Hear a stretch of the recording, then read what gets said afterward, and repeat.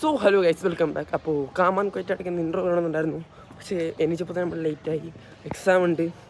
So അപ്പോൾ നമ്മൾ അങ്ങോട്ട് പോയിക്കൊണ്ടിരിക്കുകയാണ്. നമ്മളെ കാത്ത് രണ്ടെണ്ണം ബസ് സ്റ്റോപ്പിൽ ഇപ്പോൾ ഉണ്ട്. സ്കൂളിൽ പോകുന്ന യാത്രയെക്കുറിച്ച് ഇനിയൊന്നും പറയണമെന്ന് എനിക്ക് തോന്നുന്നില്ല, കാരണം മുമ്പത്തെ വീഡിയോയിൽ നമ്മൾ അതിനെക്കുറിച്ച് വിശദമായി വർണ്ണിച്ചിരുന്നു. സോ അങ്ങനെ ബസ്സും കാത്ത് ബസ് സ്റ്റോപ്പിൽ പോസ്റ്റായിട്ട് നിന്നപ്പോഴാണ് ഒരു മാമൻ നമ്മുടെ മുമ്പിൽ നിന്ന് പ്രത്യക്ഷപ്പെടുന്നത്. ഈ പുള്ളിയാണെങ്കിൽ നമ്മൾ അങ്ങോട്ടൊന്നും കേൾക്കത്തുമില്ല, ഇങ്ങോട്ടൊന്നും നമ്മൾ ഉത്തരം കേൾക്കുകയും വേണം. നമ്മൾ പിന്നെ ഒന്നും പറയാനില്ല, കാരണം നല്ല പ്രായമുള്ള മനുഷ്യനാണ്, പണിയെടുത്ത് തരംഭിച്ച കൈയാണ്. ഓരോന്ന് കിടക്കിട്ട് എന്നാൽ പിന്നെ 3 ദിവസത്തെ കുറക്കായിരിക്കും. അങ്ങനെ ബസ് കിട്ടി, മണി 9:30 അതാണ് അമീർ ഈ വാച്ചിലും ഫോണിലുമായിട്ട് കാണിച്ചുകൊണ്ടിരിക്കുന്നത്. സോ നമ്മളിങ്ങനെ സ്കൂളെത്തി, ഇനി ഞാൻ എക്സാം എഴുതട്ടെ, എന്നിട്ട് നമുക്ക് റിവ്യൂ പറയാം.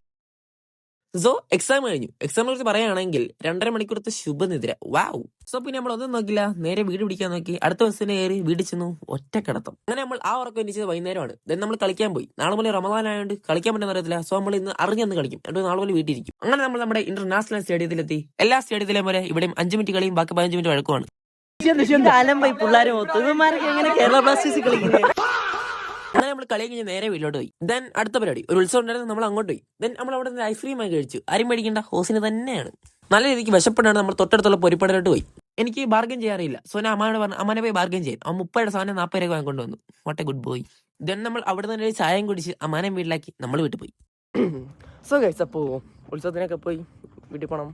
സോ നോർമൽ ഡേയ്സ് എന്നുള്ള ഈ സംഭവം ഇവിടെ ഇപ്പോൾ കഴിയാണ്. നാളെ മുതൽ നോയമ്പാണ്. സോ നാളെ എന്തായാലും വ്ളോഗ് കാണും, നോയമ്പൊക്കെ പിടിച്ചതിൻ്റെ. ആൻഡ് അപ്പോൾ ഇന്നത്തേക്ക് ഇത്രയേ ഉള്ളൂ. Okay, by.